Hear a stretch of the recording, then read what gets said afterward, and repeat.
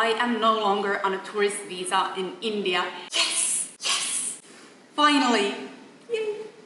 Namaste, friends! So today's vlog is about something that I had promised earlier to talk about, and that is the Indian visa system from a foreigner's perspective. As a background to all of you, I am a Finnish citizen and I am married to an Indian national. So I have been spending a lot of time before in India on a tourist visa, and now finally I have received the Indian version of a spousal visa, aka Entry Visa X. So anyways, before we dive deep into the Indian visa system, let's start off with the most important thing, which is my passport. This is the famous Finnish passport, which so many think that my Indian husband married me for. So let me show you a little bit closer. It has been used a lot, so it doesn't look that new anymore. So the Finnish passport is one of the best passports in the world. How it is determined is by a passport ranking, where Finland is, I think, either top 3 or top 5 at least in the world. And the ranking is based on the freedom of movement, which means how many countries you are allowed to travel to without getting a visa. And I've actually never had to apply to visas before coming to India, even though I had traveled to, I think, 15 countries or so before I arrived here for the first time. I know there's a lot of passport privilege for me as a Finn, as I don't really have to think about these things. Like, for example, my Indian husband, who has to even prove his income before being allowed to travel to Europe and my home country, Finland. And let's not even start talking about nationals like Afghans or Syrian people, about their movement in this world. Anyways, let's focus on my experience of the Indian visa system, which by no means is clear, simple, and efficient. And let's start with the visas for tourists. So I would say that there are 4 different levels to the Indian tourist visa system. Number 1 is no visa, which is, I think, available only for the nationals of 2 countries, of Nepal and Bhutan. And this means that they don't need any visa or even any passport to be able to travel to India, whether they come here for tourism or work, and are allowed to stay here as long as they want. God, I really wish I was Nepalese or Bhutanese. Number 2 is visa on arrival. So, as the name already implies, it is available at the immigration of either airports or the land border offices. I don't think that this was an option when I first started traveling to India in 2016. I do not remember reading about this ever on the Finnish Indian Embassy's website. And to my understanding, the regulations with this visa keep changing all the time. So, for example, in 2012, this was an option for nationals of 5 different countries, which one of them was Finland. But these days, it's available only for citizens of 2 countries, of Japan and South Korea. Why no Western countries? I do not know why it's like this, but the third option, which still is quite simple, is the e-visa, which is available through the Indian Embassy's online portal for visa applications. The fourth option is the one that I was always using, which is getting the visa through an Indian embassy, and I obviously used the Indian Embassy in Helsinki. In Finland, the price for a tourist visa is 98 euros for the whole year's visa, which I think is pretty reasonable and cheap for 12 months. But in Finland, you get a pretty significant increase on the price when you have to also go get your visa photos. The minimum price for a visa photo in Finland is 15 euros, which is, I think, like 1,200 rupees. And that is so ridiculous when you compare it to India, where you can get, like, I think 20 passport photos for just 30 rupees. In Finland, I've had like prices quoted as high as 30 euros for one single print photo. So again, you just like fill the same online application form in the Indian Embassy's international site. These days, they have even started asking more questions, like, for example, your like criminal background and what all countries have you ever traveled to? Do you have any like ties or family relationships to Pakistan? These days, you get a visa for 12 months, even though you are required to leave the country every 90 days, which I think is pretty ridiculous, let's just say it like this. I'm not sure if this system is in place because India is trying to also promote some kind of tourism to their neighboring countries by forcing this break from the Indian stay. But yeah, I liked the old version in 2016 where you got a visa for 180 days. If you think that already this sounded complicated, trust me, this is seriously the easy part of it, because the rules keep changing all the time, and often even the like visa and immigration officials don't seem to be too on track on what are the current regulations and rules. Because, for example, I've been asked many times in the like land border immigration to go and register in an FRRO, even though with my old tourist visa I was never required to do any kind of registration.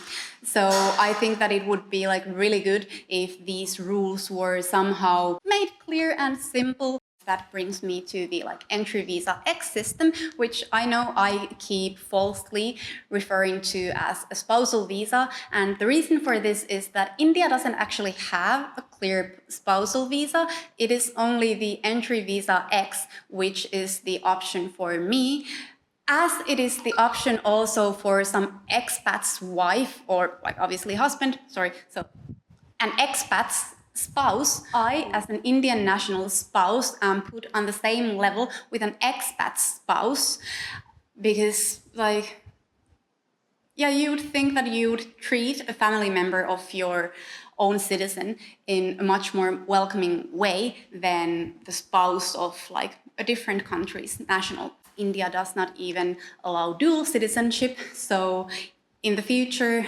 after OCI card, which I hopefully get easily enough, I will not even be able to have a proper dual citizenship, because I will either have to decide if I want to be an Indian national or Finnish national. And let's just say that even though I would very much love to be an Indian national, it would be very hard to say bye to this thing here, and of course all the other perks that I get from my Finnish citizenship and my heritage there. So I'm really hoping that, especially for international couples, the Indian visa system would start to modernize and just be made much more simple and efficient. Yeah, because I think that every international couple would like to have the chance to choose to settle in India. Most of the other Finnish women that I know that have Indian nationals as their husbands have actually decided to settle in Finland.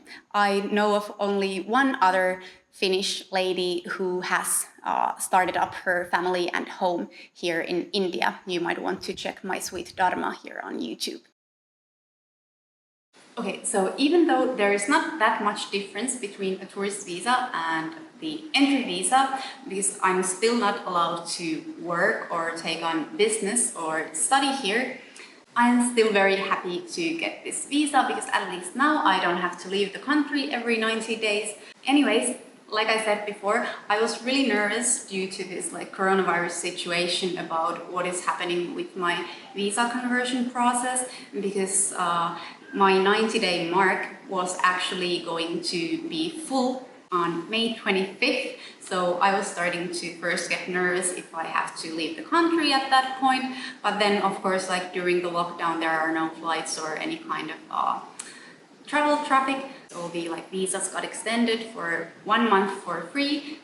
But then there was still the like anxiety about like, so what is going to happen after that. Overall, On paper, I think the process for getting the entry visa is pretty simple because you just like fill in this online application again with just like all your basic information, and then you attach photos of your passport photo page and obviously your existing visa, the marriage certificate, your spouse's passport, then residential proof. So what I paid for first a visa conversion fee was 1,000 rupees, which is like pretty much less. But then I also paid for a visa extension that was only for 6 months, and I paid 5,600 rupees for that, which I think compared to how much I pay for the year's tourist visa is quite much more expensive. But yeah, maybe I'll save in the travel expenses.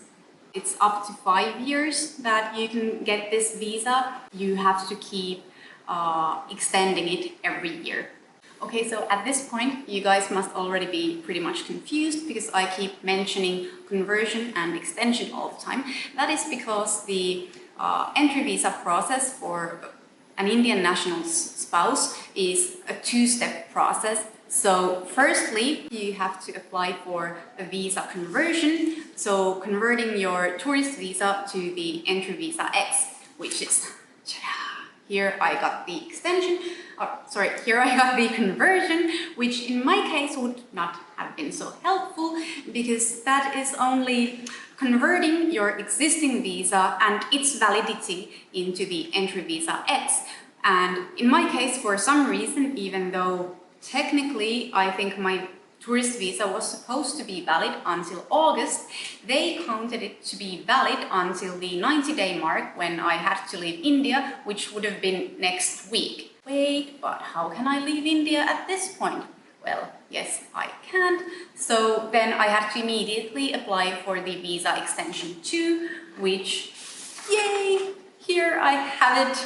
And I got the extension for 6 months, though I think that mostly it would be extended for 1 year. So now, what is next for me? Well, I will have to do for 2 years on this entry visa X, and after I've been married with my husband for 2 years, I become eligible for an OCI card, which means an Overseas Citizen of India card, which is basically the Indian version of dual citizenship. It's basically the same as being a citizen, you just don't get the right to vote and you're not allowed to buy agricultural land. This plant pot here is the only agricultural land that I will ever have. It's not just for the people of Indian origin, also the spouses of Indian nationals can get the OCI card. And I am very much looking forward to that day because with the OCI card, I can also take up employment here in India, and that will just be a very, very happy day for me. Anyways, I hope that any of this information and experience that I've shared here is already something that you can use for your help. And hey, Indian friends, if you know any foreign nationals here in India or bicultural relationships, so please also share this vlog with your friends if this might be of any help to them. Thank you for watching. It is so lovely to have you here, and I'll see you soon again. Bye. Mwah.